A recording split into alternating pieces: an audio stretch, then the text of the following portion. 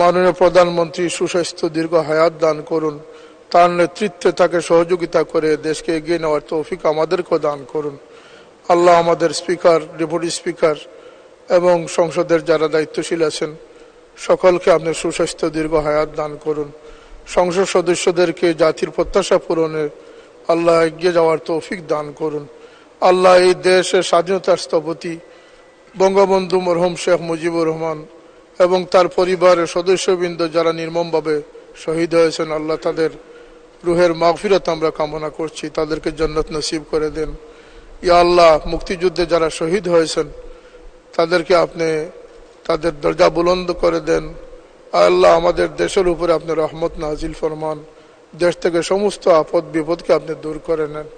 সুবহান রাব্বিকা রাব্বিল ইজ্জতি আম্মা ইয়াসিফুন ওয়া সালামুন আলাল মুরসালিন ওয়ালহামদুলিল্লাহি রাব্বিল আলামিন।